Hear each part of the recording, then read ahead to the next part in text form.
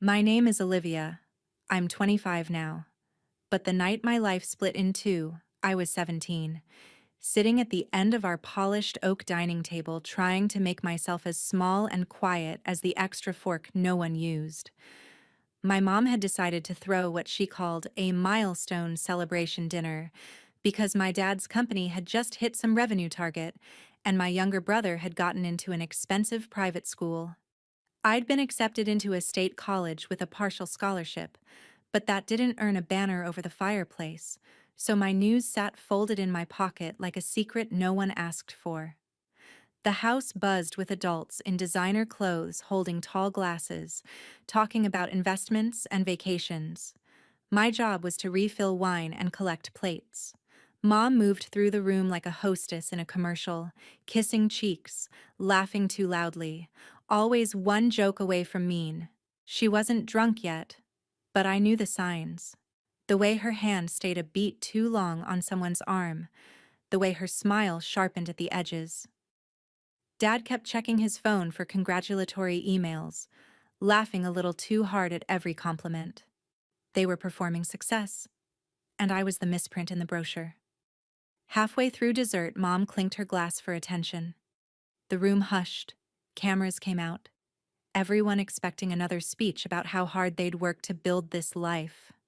She stood behind my chair, fingers resting on my shoulders like claws, disguised as a hug. "I just have to show you all our pride and joy," she announced. My stomach tightened. "This," she said, giving me a little shake, "is our daughter." She paused, let the anticipation build, eyes glittering. "Our family mistake." For a second, no one moved. Then someone snorted. Then the laughter rolled across the table like a wave. Phones lifted higher. A flash went off. My dad pointed his fork at me and added, "She's the 1% we wish we could write off." More laughter. Someone actually wiped tears from their eyes from how funny it was to call a teenage girl a mistake in her own home. I heard my heart pounding in my ears, louder than the jokes. I stared at the tablecloth, at the red wine ring someone had left near my plate, and I realized this wasn't new. It was just the first time they'd said it so clearly, with an audience. All the "what would we do without our little accident," the "we weren't planning on you, but here you are," the way family friends would tilt their heads and ask, "So what's your plan, Olivia?" Like anything I said would be a punchline, they'd been rehearsing for this moment for years. I pushed my chair back. The legs scraped the hardwood, cutting through the laughter. Mom's fingers tightened on my shoulders. "Oh, come on, Liv. Don't be so sensitive, it's a joke," she said, voice dripping with mock concern. Dad smirked over the rim of his glass. "You know we love you," he added, as if love and public humiliation could share the same sentence. I stood up anyway. "I'm not laughing," I said, my voice steady in a way that surprised even me. A few guests shifted uncomfortably, but no one said anything. I walked out of the dining room, up the stairs past framed photos where I was always slightly out of focus, into my room that had never really felt like mine.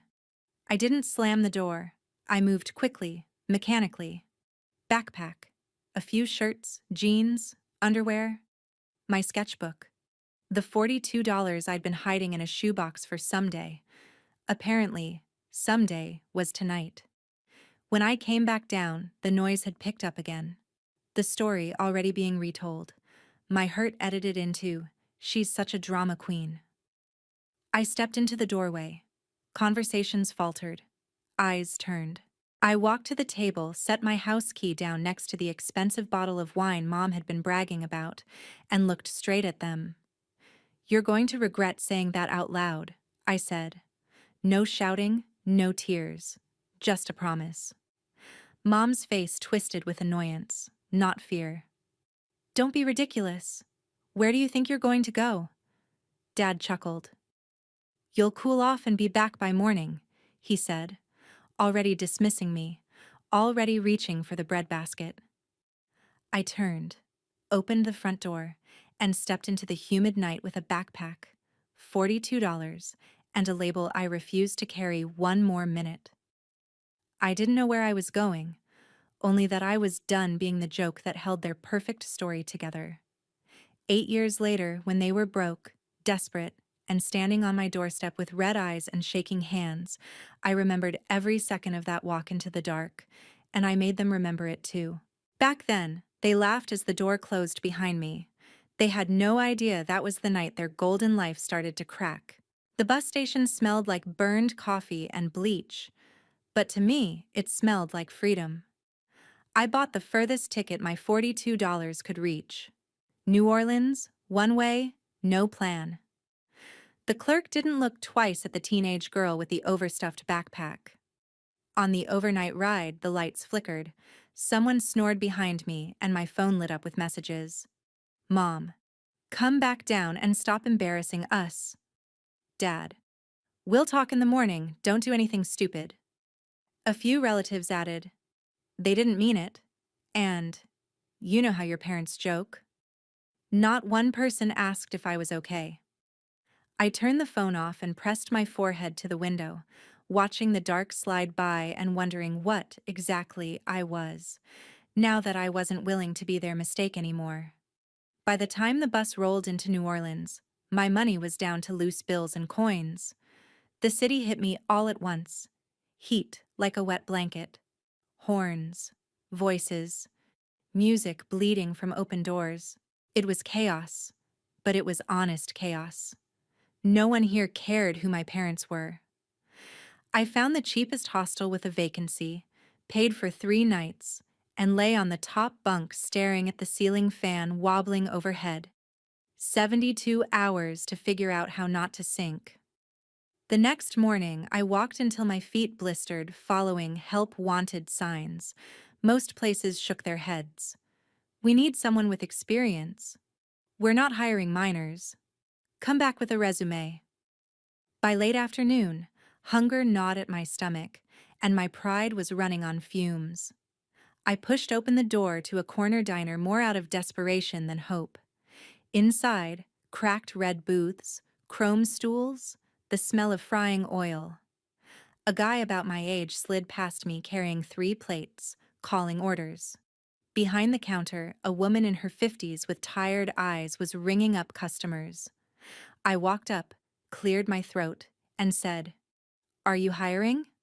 She looked me over, taking in my cheap sneakers and the way I swayed from exhaustion. "You ever wait tables?" "No," I admitted, "but I learn fast. I need work. I'll take any shifts you have." The guy with the plates glanced over, smirked, and said, "She's got that no backup plan energy. That's useful." The woman snorted. "We pay minimum plus tips. It's not glamorous." "Neither is the bus station," I said. For the first time in 24 hours, someone laughed with me, not at me. She tossed me an apron. "Name's Carla. Start with clearing tables. If you survive the lunch rush, we'll talk." I survived. I spilled 1 soda, mixed up 2 orders, and almost cried when a customer snapped their fingers at me. But I also felt something I'd never felt at home. Every plate I carried mattered. My effort translated into cash I could fold into my pocket, not into some vague idea of family pride.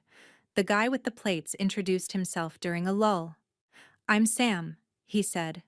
"So, what did you run from?" The question was so blunt I almost dropped the tray. "Who says I ran?" He raised an eyebrow. "You move like someone who's afraid standing still will get her killed." I didn't answer, but he wasn't wrong. Over the next weeks, the diner became my anchor. Mornings behind the counter, afternoons napping in the hostel, nights sketching designs in my notebook under the dim light of the bunk.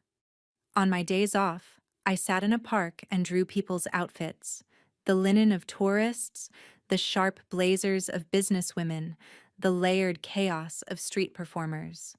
Fabric was the only language that had ever made sense to me. It was the one place I could rewrite a body's story, give it armor where there had been exposed nerves. One night after closing, I stayed to help Sam stack chairs. He noticed the notebook peeking out of my bag. "You draw?" he asked. I design, I said. He flipped through the pages and let out a low whistle. You did these? These don't look like a mistake, Olivia. The word mistake hit like a slap and a hug. I hadn't told him my parents' favorite label, but somehow he'd stepped right on the bruise. Carla overheard. Design, huh? There's a community college not far from here with a fashion program. My niece went there. You should look into it. College sounded impossible. Money, time, applications. Those were things kids with safety nets worried about, not girls counting tips in crumpled bills. But that night, I borrowed the hostel computer and looked it up. Tuition, deadlines, scholarship forms, requirements. It felt like staring up at a building with no elevator and being told to fly. Still, I applied. I wrote an essay about growing up as the wrong puzzle piece in a picture-perfect family. I attached photos of my designs, the only proof I had that I could turn humiliation into something wearable. I hit submit with shaking fingers, then went to my shift like nothing had changed. Weeks later, an email arrived. I opened it in the break room, hands greasy from fries. We are pleased to inform you. I read the sentence 3 times. I'd been accepted, with enough financial aid that, if I kept working, I could scrape by. Sam whooped so loudly Carla threatened to fire him if he didn't calm down. You're in, Liv, he said, grabbing me in a quick hug. You're actually doing it. College didn't magically fix anything. I was still the girl who'd left home with $42 and a backpack. I still shared a room with strangers and counted coins at the end of the week. But for the first time, I wasn't just running from the house where they'd branded me a mistake. I was running toward a life that had room for all the parts of me they never bothered to see. Sometimes, on the bus ride home from late classes, I imagined the version of me who had stayed at that dining table, laughing along at the joke. She looked smaller and smaller every time I pictured her, until she barely felt real. From the outside, the fashion program looked like a dream. Mannequins in the lobby, framed photos of past winners, but inside it was a pressure cooker. Half my classmates had grown up with private sewing lessons and parents who funded their creative journeys.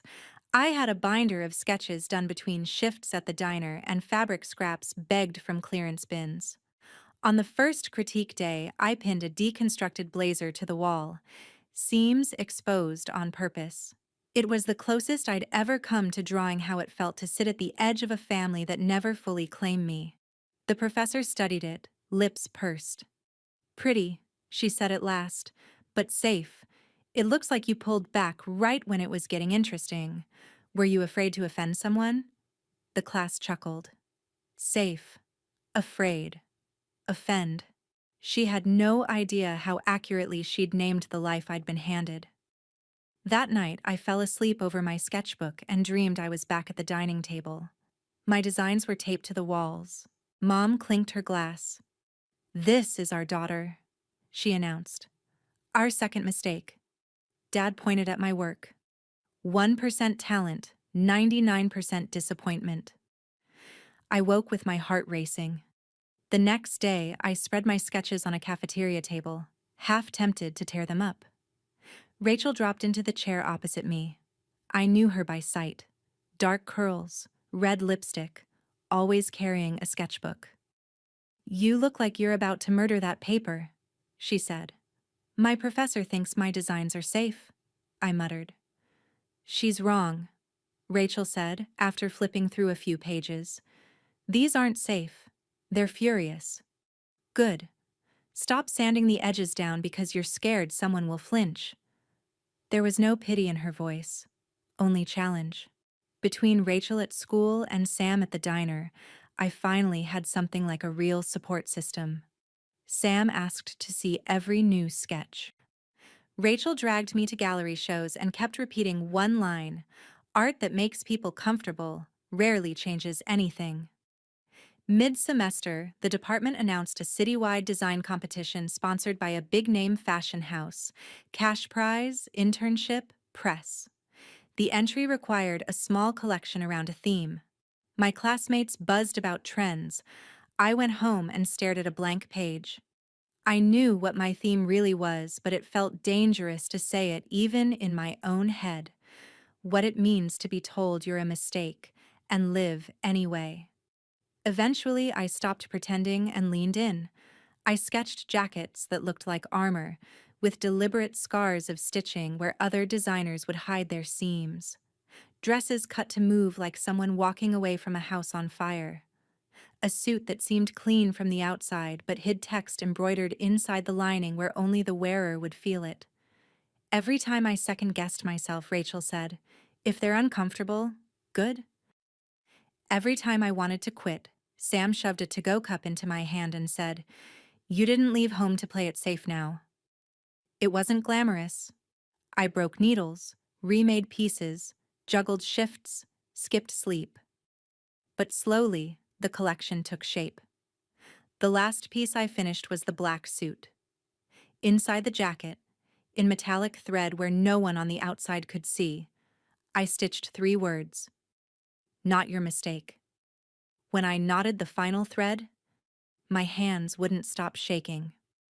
On submission day, I turned in the collection and pretended I didn't care about the results. I told myself just finishing was the win. But every time my phone buzzed after that, my heart jumped. A month later, while I was rethreading a stubborn machine in the studio, my phone lit up with a number from my hometown area code. I almost let it go. Curiosity won. "Hello?" I said.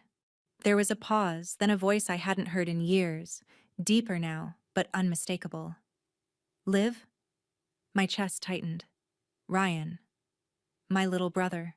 The kid they'd wrapped in bubble wrap while I took the hits. "Yeah," he said, voice rough. "Got your number from Aunt Jenna." My brain raced through scenarios. "What's going on?" I asked. He let out a humorless laugh. "It's bad. Mom and Dad, they've screwed up, Liv. The business is gone. Like, really gone. Debts? The bank coming for the house? People they used to show off for ignoring them." I sank onto a stool, staring at the fabric in my hands. "And?" I said. "What does that have to do with me?" He hesitated. "They need help. Real help.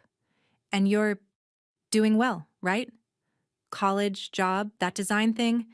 People keep sending me your work. You're the one everyone's proud of now." The irony was so sharp I almost laughed. The family mistake had become the functional adult while the perfect parents drowned in their own choices. "They're begging you to come home," Ryan said quietly. "They said they were wrong about you, that they should have treated you better. They think you can fix this." Silence stretched between us. 8 years earlier, they'd joked about writing me off. Now I was suddenly an asset. "Liv?" he asked. "Will you at least come hear them out, please? I don't know what to do." I looked at the black suit hanging from the rack, the metallic words hidden inside the lining. "Not your mistake." For the first time, the label they'd given me wasn't the one that mattered. Buried under the old hurt, something colder settled in. The knowledge that this time, I held the power. The question was, what I was going to do with it. I drove back to my hometown like I was heading to a crime scene. The closer I got, the more the scenery looked the same. Gas stations, the faded billboard welcoming visitors. But my chest tightened. I parked a block away from my parents' house and walked the rest, giving myself one last chance to turn around. The house that had been the backdrop of every perfect family photo looked smaller. The lawn was overgrown, paint peeling from the porch railing, a foreclosure notice taped crookedly to the front door. For years, this place had been their favorite prop. Now it looked like a set nobody bothered to strike after the show closed. I rang the bell. My mom opened the door. For a second, we just stared. Linda had always been meticulous. Hair blown out, makeup done before she took the trash out. Now her hair was scraped back, mascara smudged beneath red-rimmed eyes. "Olivia," she breathed, like my name might break. Her gaze flicked over my simple dress, the scuffed boots, the posture that no longer folded on command. "Hi, Mom," I said. The word felt strange. She stepped aside. "Come in." The house smelled stale. The citrus candles and expensive food smells were gone. Piles of unopened mail cluttered the console table. A framed photo of that milestone dinner still sat on a shelf. I was in it, blurred in the background, half turned away. My dad stood in the living room, thinner, his tie loosened, shoulders slumped. David had always filled space. Now he looked like the room was swallowing him. "You came," he said, as if he hadn't expected it. "You asked," I replied. "I was curious what the end of the world looks like from your side of town." We sat in the living room where I'd once been lectured about gratitude. Ryan leaned against the doorway, older and more tired than a 19-year-old should be.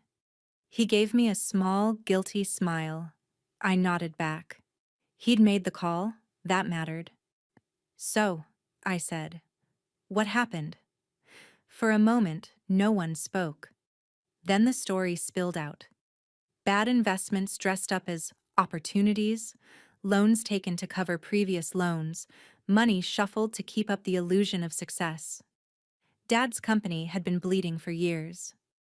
Instead of scaling back, they'd doubled down. There were lawsuits now. Creditors. Friends sending cold emails instead of congratulations. "We thought we could fix it before anyone noticed," Mom said, twisting a tissue. "We always fix things." "You hid it," I said. "From everyone. Including me." She flinched. "We didn't want you to worry." I laughed, short and sharp. "You had no problem letting me worry about whether I even belonged in this family. But sure, protect me from the bank statements." Mom's eyes filled. "We made mistakes," she whispered. "You didn't make mistakes," I said. "You branded me as one. You turned me into a joke you could tell over dessert." Dad rubbed his forehead. "We were joking, Liv. That night, it got out of hand. But we never meant—" "You meant it enough to say it," I cut in. "You meant it enough that people still quote you." His head snapped up. "What do you mean, still?" I hesitated, then shrugged. "Someone filmed you calling me the family mistake. It's online. People I've never met have watched you laugh at your kid." Mom's hand flew to her mouth. "No," she whispered. "That was a private dinner." "Nothing's private when you perform cruelty for an audience," I said. Silence settled. Ryan stared at the carpet. I didn't know it was that bad," he muttered. "It was," I said. "And now you want something from me. So say it." Dad straightened. "We're going to lose the house," he said. "The business is finished. We've remortgaged everything. Your college fund—" He broke off. I already knew, but wanted to hear it. "My college fund what?" "We used it," he said. "We thought we could pay it back before you needed it. We were wrong. Then you left. We assumed you wouldn't become anything." He didn't have to finish. Mom reached for my hand, then stopped. "We're not asking for a handout," she said automatically. "We just need a bridge, someone to help us get back on our feet. You're successful now. People talk about your designs. You could help us restructure, maybe lend." "So now I'm useful," I said. "Now that the golden facade cracked, suddenly the family mistake looks like an asset." "It's not like that," she protested. "It's exactly like that," I said. 8 years ago, you asked what you'd do without me and laughed. Now you're finding out." Dad's composure slipped. "We're scared, Olivia," he said, voice low. "We're going to lose everything." I looked around at the expensive furniture, the heavy curtains, the framed certificates with their names in gold. Everything they'd worshipped, everything they'd chosen over treating me like a person. "You're wrong," I said quietly. "You're not going to lose everything. You already did." You lost me. The words hung there. Mom sobbed. Ryan swallowed hard. For the first time in my life, I didn't feel like the smallest person in the room. I felt like the only one seeing clearly. And I hadn't even decided yet whether I'd help them or let them watch the rest of it burn. On the drive back to my motel, their faces replayed in my mind, not as untouchable giants, but as two people who had finally run out of places to hide. For once, I was the one being chased, and they were the ones waiting to see if I would show mercy. The next day, I came back with a notebook full of numbers. If I was going to decide anything, I needed facts, not just the satisfaction of watching them squirm. We spread bank statements and legal notices across the same dining table where they'd once passed dessert and insults. The table looked better buried in truth. Their situation was worse than I'd thought. Multiple mortgages, maxed out cards, personal guarantees on loans that had gone bad. One line made my jaw tighten. Education fund, liquidated. That was supposed to be mine, I said. Dad didn't bother sugarcoating. We thought the next quarter would turn things around. When it didn't, we kept moving money. We told ourselves we'd fix it before it mattered. Mom added, "You've always been resourceful. We knew you'd land on your feet." As if robbing me had been a compliment. Before I could answer, the doorbell rang. Mom jumped. "We're not expecting anyone," she said. Dad's face went tight, like he was bracing for another creditor. I stood. "Relax. I'm not the one hiding." I opened the door. Kira stood on the porch, metal rings in her ears catching the light. She'd been my classmate in an early design elective, the one who'd once joked, "If my parents called me a mistake, I'd put it on a t-shirt and retire." Now she raised an eyebrow. "You ghost my texts? Your location disappears? And then it pops up here?" she said. "I figured either you'd been kidnapped or you finally came to see the people who broke you." "Option 2, I said. "Come in." She looked around the hallway, taking in the peeling paint and stacks of envelopes. "So this is the palace," she murmured. Mom appeared, dish towel in hand, eyes wary. "We're in the middle of a family discussion," she said.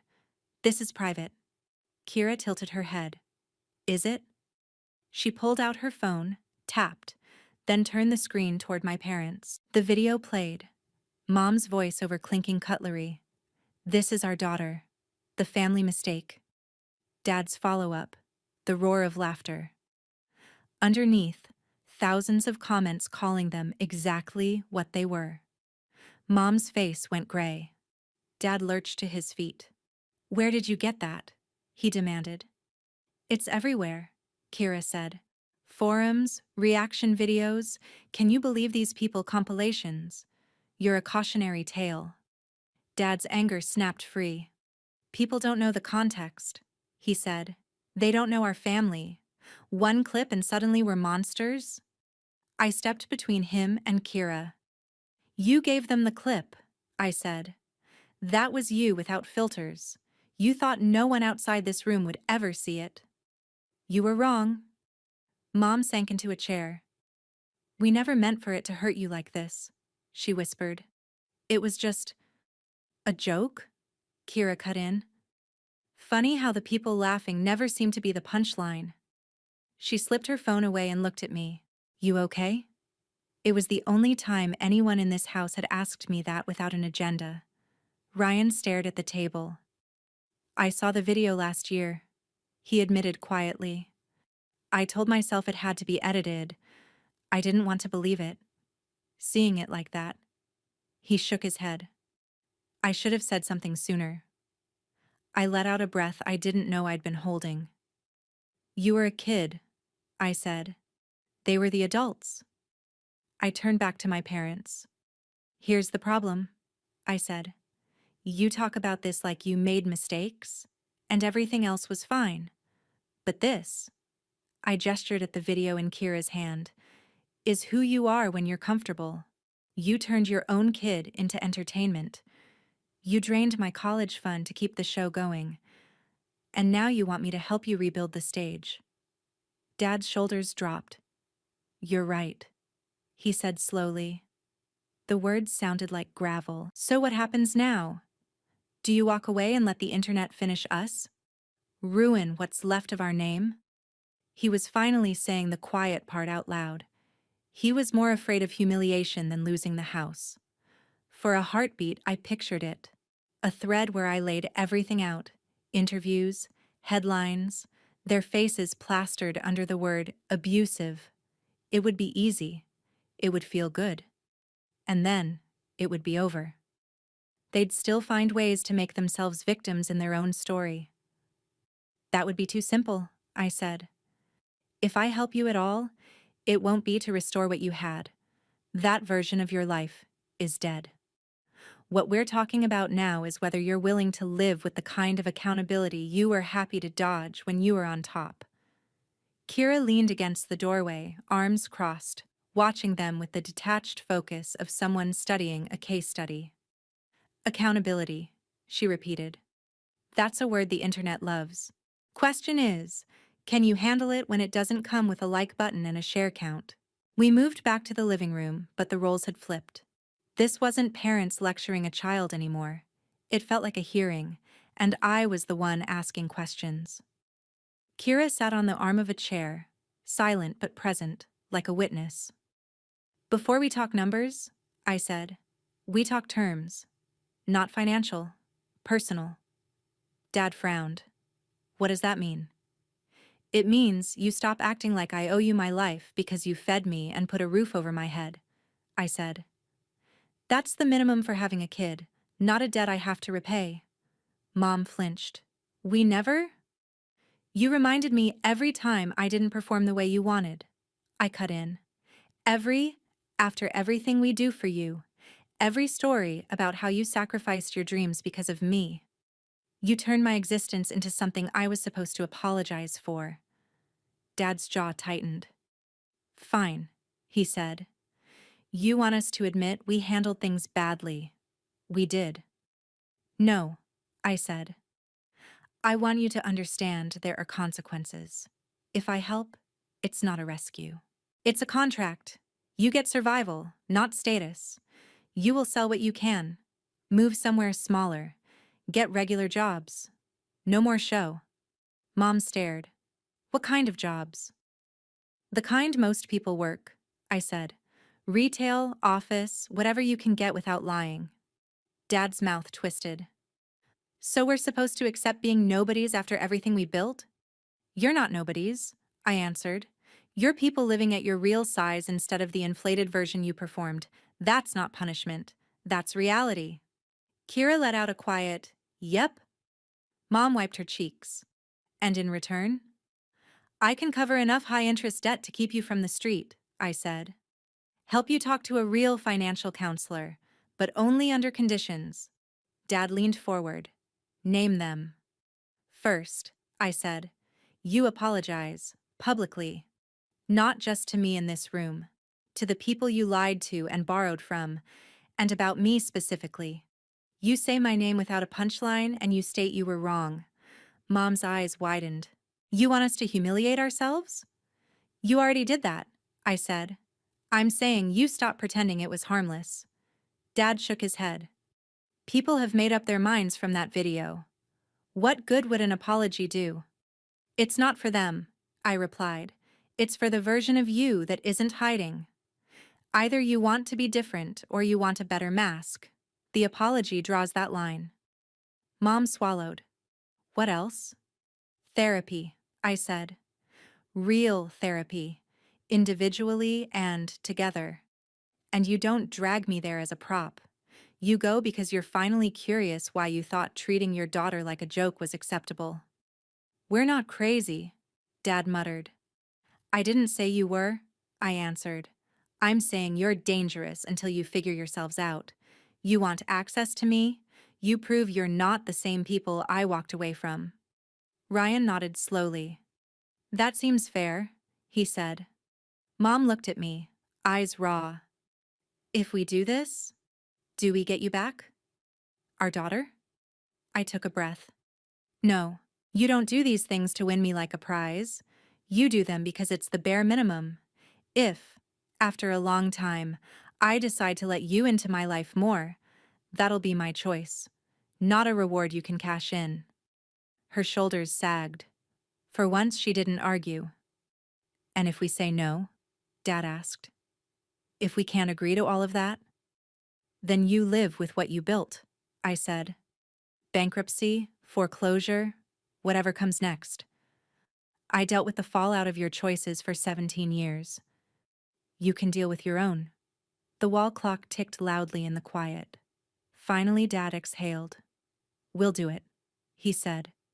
"If you help us not end up homeless, we'll do the rest." Mom nodded, tears spilling. "I'll apologize," she whispered. "I just don't know how to be anyone other than who I pretended to be." "For what it's worth," Kira said, "most decent people are just who they are all the time. You'll catch up." I pulled a folded document from my bag and set it on the coffee table. "This is a draft agreement," I said. "Basic terms. I'm not handing over money on a promise. If we go forward, it's in writing." Dad picked it up, eyes scanning clauses about limited support, sale of luxury assets, public statements, therapy, boundaries about contact. "You came prepared," he said, surprise edging into his voice. "You really have become someone." "I always was," I said. "You just didn't like the version that didn't make you look good." He let the papers fall back to the table. "If we sign this and keep our side, do you think you'll ever forgive us?" Mom held her breath. I thought about the girl with the backpack and $42, about sewing until my fingers cramped because I refused to be what they'd named me. "Forgiveness isn't a payment plan," I said. "You might get it one day. You might not. Either way, you don't get to use it as a bargaining chip. What you get, if you're lucky, is a chance to be better people than you've been. What you've already lost is the right to script my role in your story." Kira met my eyes and gave a small nod. Revenge, I realized, didn't have to mean destroying them in one dramatic move. It could look like this: a contract, clear lines, a life where the power they held over me finally had an expiration date in black and white. In the end, they signed.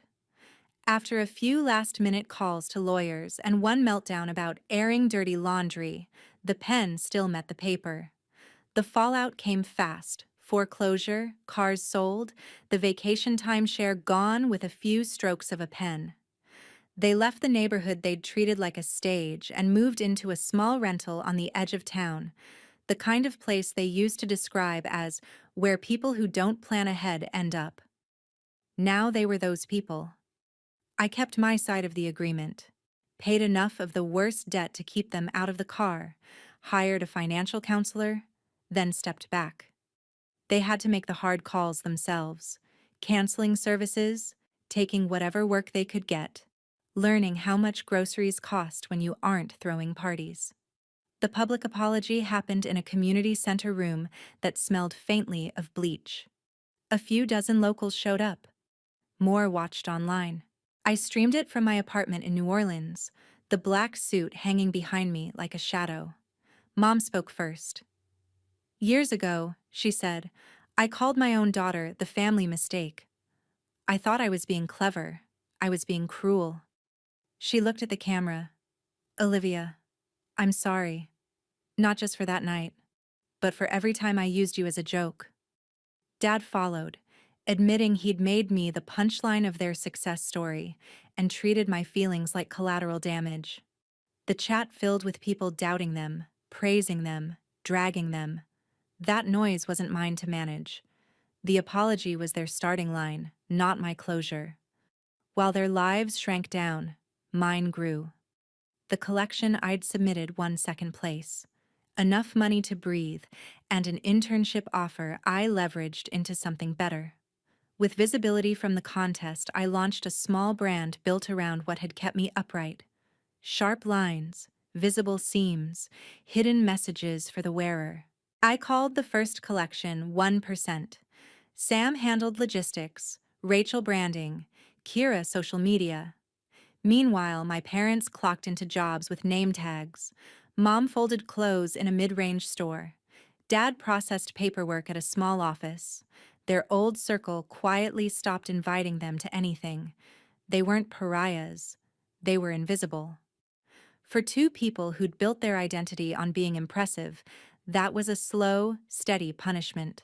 The twist came a year later when the bank finally moved to auction off the house. I flew in, sat at the back of the room, and raised my paddle at the right moment. The house sold for a fraction of what my parents once bragged it was worth. The deed ended up in my name. "You said you wouldn't save the house," Dad said when I told them. "I didn't," I answered. "I bought a building. What it's for now is my choice." We stripped it. The dining room where they'd humiliated me became an open studio space.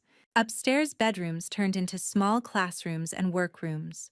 Using prize money and brand profits, I opened a nonprofit there. Sewing classes, portfolio help, small grants for kids who'd been written off as problems, wastes, mistakes. On the front door, in clean metal letters, we mounted a sign, "The Not a Mistake Project." Underneath, smaller text read, "For anyone who was ever told they were the problem."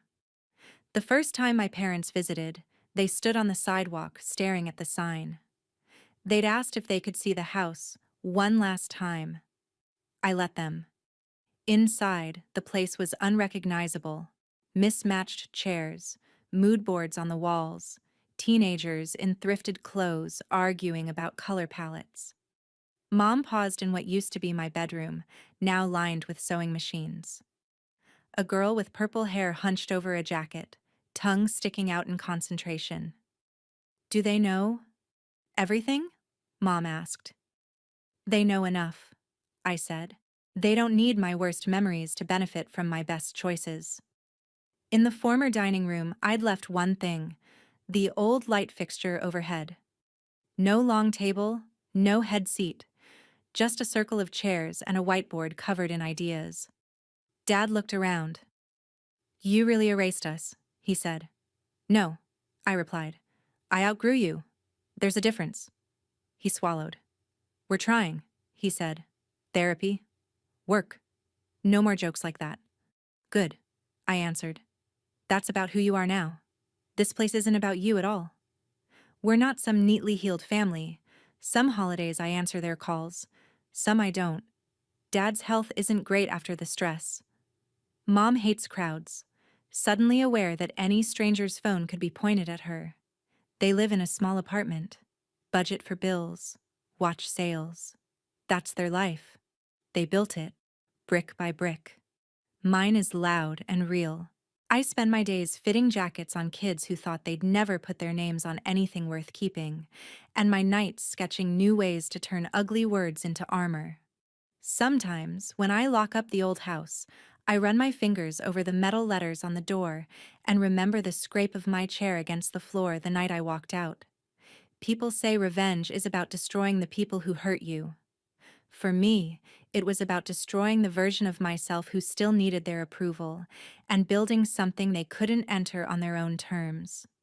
So I'll leave you with the question that still lives at the edge of my thoughts. If the people who broke you showed up years later, crying and begging you to save them, would you open the door? And if you did, whose rules would you finally live by?